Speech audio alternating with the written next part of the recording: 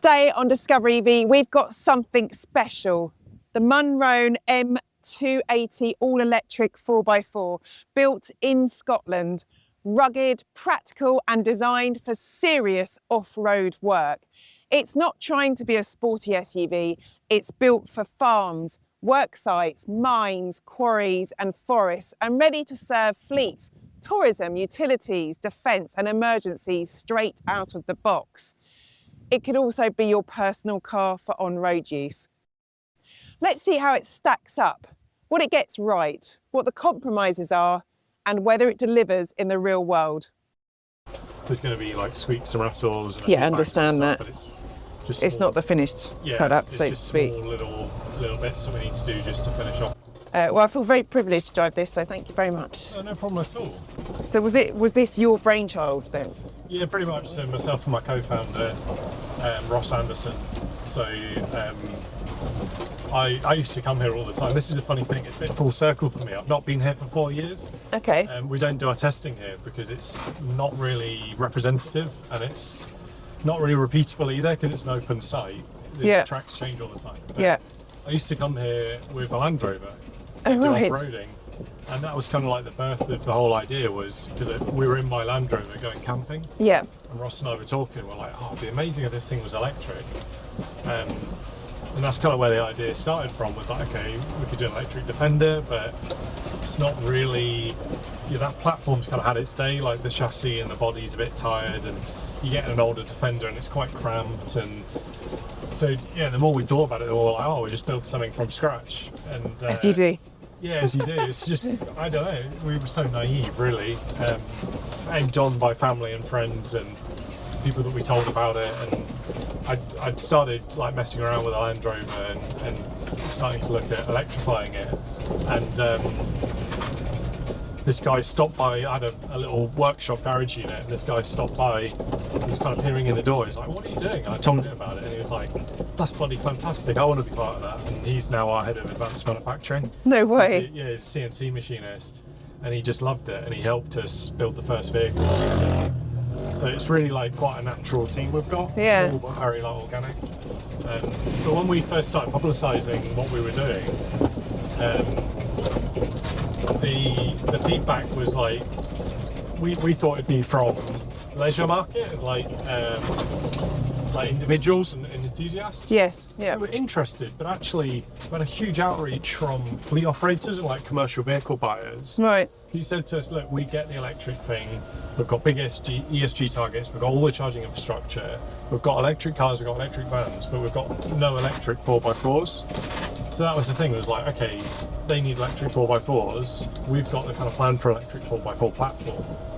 And that's kind of where that's where Munro itself was actually born. It's very much like we're going to design a commercial vehicle from the ground up, electric, and with those commercial kind of customers in mind. And the whole business kind of changed overnight, as it were, when we crystallized on that. It was like, okay, whatever their requirements are, we're going to meet them. Munro Vehicles has built the Series M 4x4 from the ground up. It's not a converted ICE vehicle, but designed to be electric first. The market has been missing a rugged workhorse since Land Rover went posh, and Munro aims to fill that gap. There are 7 exterior colours and an option for you to have any hue you want for just £1,600. Either a gloss or a textured finish for another £650 is also available. In fact, we have the textured finish here, and it's just amazing because it will protect the bodywork from any kind of scratches or gouges. It gets all-terrain tyres which wrap around gloss black, 16-inch wheels and LED lighting all round.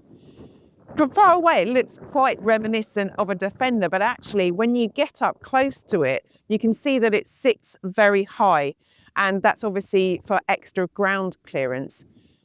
They also wanted to reduce the need for extra patterned parts. It's very simple in design, very rugged, almost kind of futuristic, I think. I love it. Let's look at the specs. There are 2 models, the M170 and M280. Those figures, by the way, reflect the power output in kilowatts. The lesser powered one has 443 pound-foot of torque, taking 9.2 seconds to reach 62 miles per hour, while the other one with 516 pound-foot of torque takes just 6 seconds. That's pretty remarkable given what they weigh. Both are available in utility, truck or chassis body styles. Powering Munro is their in-house developed 85 kilowatt-hour battery. Each vehicle houses 3 robust packs, with each pack containing 8 meticulously designed modules. Within each module, 5 rows of long-lasting LFP cells deliver dependable power. So you've got your drive neutral reverse up on the dash. Yeah. Your ignition switch. We'll just leave the diff lock on it in low range, so that's absolutely fine. And then just the park brake is that switch in there. So if you put your foot on the brake and then press the park switch, and you'll see the message says the brake's going off, and then just hit drive to the D. Yeah, and now when you bring your foot off the throttle, off the brake, off it goes. Cool. So where shall I go? If you head down here, down this hill, I'll just take you on a loop. Yeah. So if you head down this hill,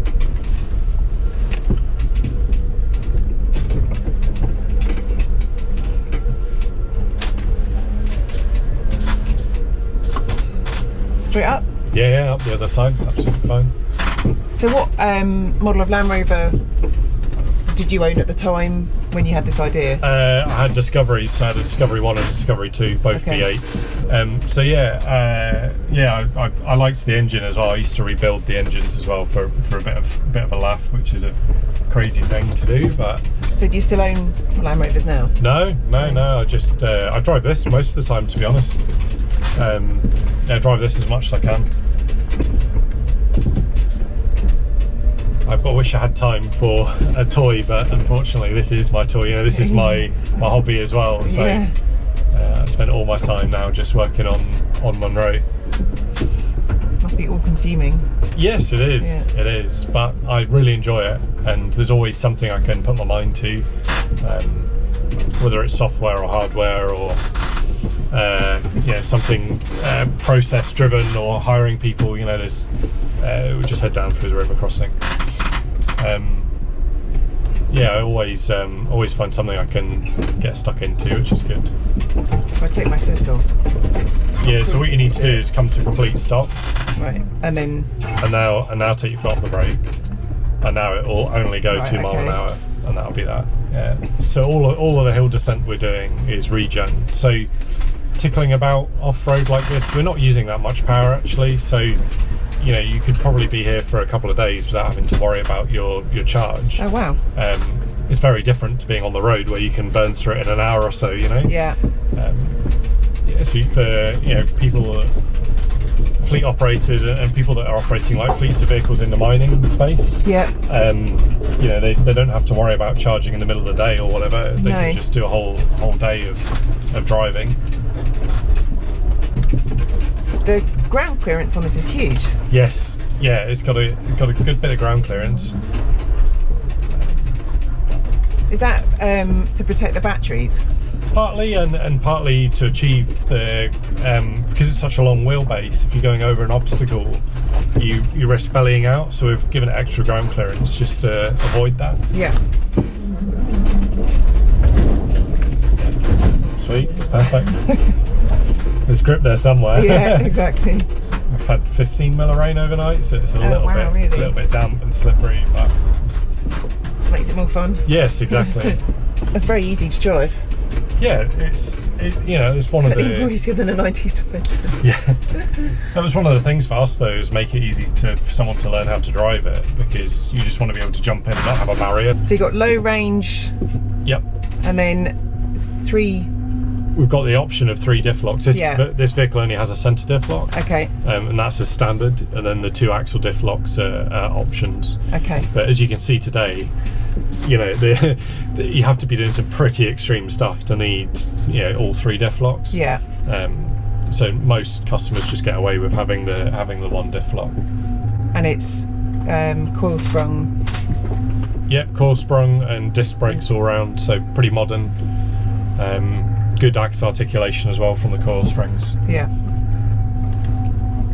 And then I see we've got air suspension as an option. Do you anticipate that being more for owners who just are going to drive it on road most of the time? Yeah, there's some circumstances where air suspension is good for commercial customers as well. So if they've got a lot of variance, like they're putting a ton in the back one day and then not the next day, or they're towing sometimes but not other days, obviously it's hard to tune a suspension for all of those things. Yeah, exactly. Whereas with air suspension we can vary the pressure in the rear airbags, to give you the same feel no matter what the load is on the back. So there's applications for both, for sure. So I'm guessing there's going to be some compromise on road with this vehicle. Yes. In terms of refinement and comfort. Yeah, but you absolutely. don't buy a car like this. That's our ethos, right? That this is an off-road vehicle that can drive on the road rather than the opposite. Yeah. So many cars are tuned now for road driving. Yes. That they really compromise their off-road ability. Whereas this is kind of the flip side of that. But you know, I drive it 70, 75 mile an hour. Like, it does sit on the motorway. It's no louder than a van on a motorway, you know. It can't be any worse than a 90s Defender. Yeah, exactly. Whining away, and I'm pleased to say the steering's a little bit more positive than a 90. There's definitely more feedback. Yes, yeah. I hadn't driven a Land Rover for quite some time, and I drove, and the guy who owns the course, I drove his 130 yesterday, and the steering is just shaking like that. Really? It's just, you can't hold on to the steering wheel. It's absolutely up bizarre. Here, up here. Yeah. I was going to say, did you find it quite interesting comparing the two? Yeah, absolutely. The capability is the same, pretty much. It's same wheelbase, same ground clearance, same mechanical drivetrain, but having to mess around with gears and the steering is just awful in those things, you know. It's really, it's always a pleasant surprise to get back in this, you know. A lot quieter as well. Yeah, a lot quieter, a lot more comfortable, and you can't see daylight through the doors either. No, so it doesn't leak. Yeah, it doesn't. Well, it does a little bit. It's still an off-road vehicle, but it's nowhere near as bad as that thing, for sure.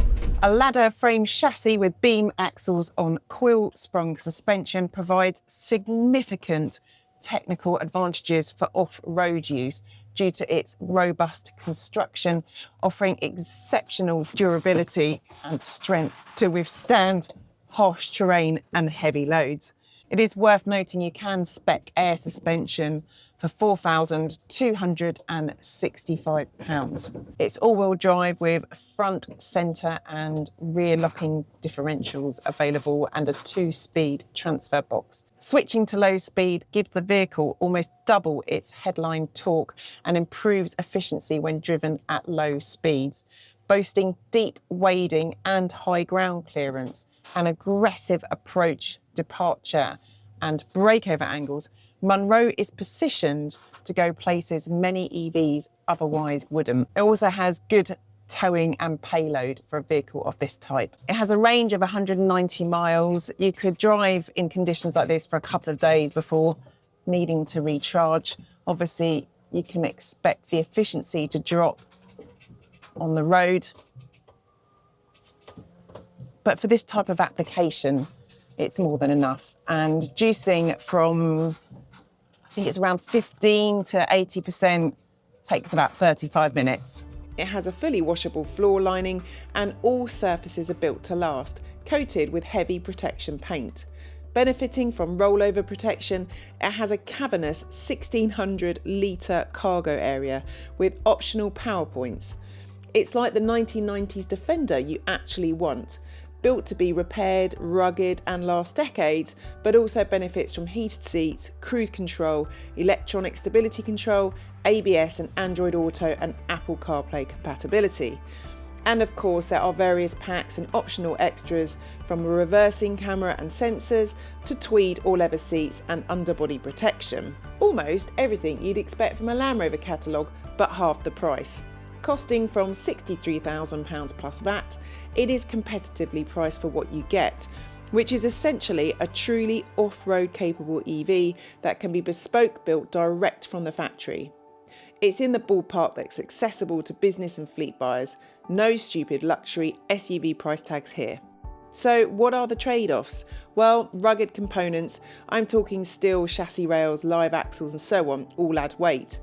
While powerful, Munro won't match lightweight EVs for efficiency, especially on the road. But this is designed to be a workhorse and excel in off-road conditions, so expect there to be a payoff when it comes to on-road driving. There's more road noise, less ride, refinement and poorer aerodynamics compared to a road-biased electric SUV. But then again, that's never bothered owners and drivers of old Defenders. Where you need toughness more than luxury, this electric 4x4 is perfect and ideally suited to serving those aforementioned sectors at the beginning of this review. And not only is Munro's EV an environmentally sound investment versus a diesel alternative for operators, but it also reduces operational costs by over 60%. What Munro has done is built something very rare. It's an EV that is an all-terrain, all-weather, heavy-duty application. If you need rugged, if you need payload and towing, if you need durability and long service life, this is one of the only options out there. It's not perfect. There are trade-offs in comfort, efficiency and price, but Munro seems to know what its customers want and delivers a compelling package for that niche. If Discover EV had to score it, it'd get high marks for utility, for off-road capability and for being a serious tool. There's no point penalising it for refinement or on-road dynamics or luxury because it's not that kind of EV. If your work demands are rugged and you're keen to reduce your carbon footprint and save money, this could be a game changer. Nothing else like this exists. Alternatively, if you just want a modern Defender, something with electric power, something that looks cool, this is also a good option. Thanks for watching. If you liked this review, hit like, subscribe and drop a comment. What would you want in an electric 4x4? And do you think Munro will change the game for heavy work EVs? See you next time on Discover EV.